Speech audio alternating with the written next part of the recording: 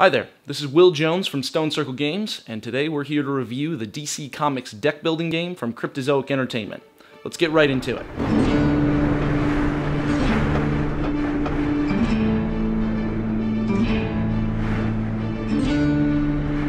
In the DC deck building game, players each take on the role of an individual superhero from DC's Justice League. In true deck building form, you start with a small deck of 10 cards made up of punches, which are mostly worthless, and vulnerabilities, which are completely worthless.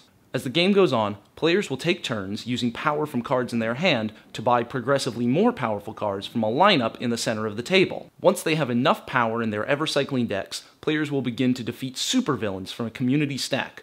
Once that stack is empty and all the supervillains have been defeated, the game is over. Players then tally up victory points, the ever-important victory points, from the bottom left of their cards to determine who is the winner.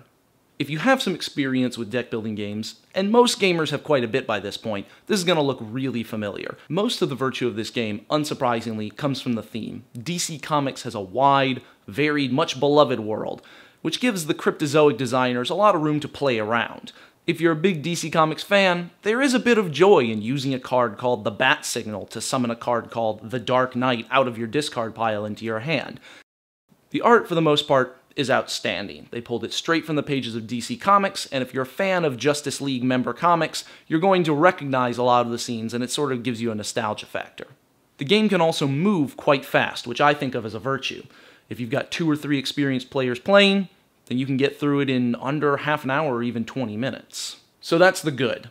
Now on to the bad. If it seems like I'm sort of stretching to find those virtues, that's because this game doesn't have that many good things to talk about.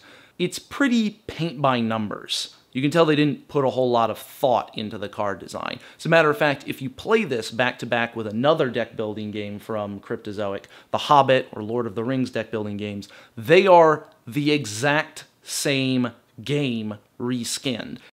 The balance of the game is absolutely laughable. There are so many cards that are so clearly superior to other cards of the same type.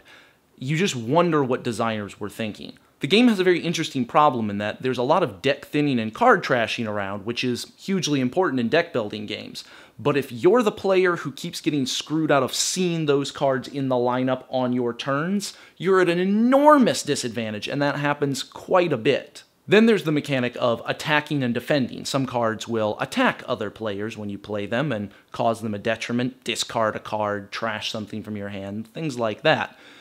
And there are cards that have defense that allow you to react to an attack and defend and protect yourself. The difficulty is that attacks are quite powerful and defense cards are incredibly rare, far too rare in the deck for what they should be.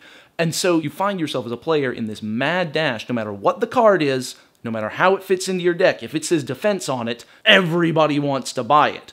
If it's of critical importance that you buy every purely reactive card on the table, you've done something wrong as a game designer.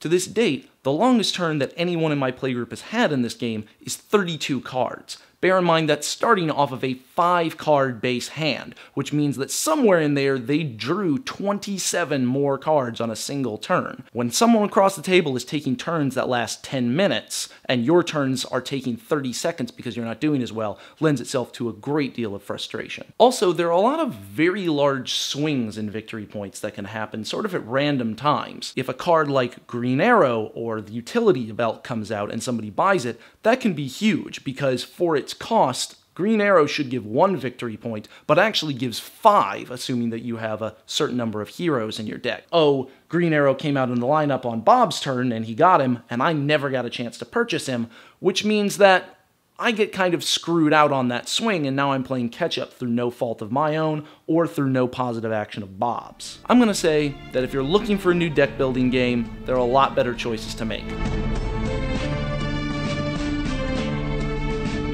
And that's about that. I hope you enjoyed this very brief rundown of the DC Comics deck building game. Go ahead and like and subscribe us below for more game reviews, news, and other exciting content from Stone Circle Games. And until then, have fun around the table. We'll see you soon.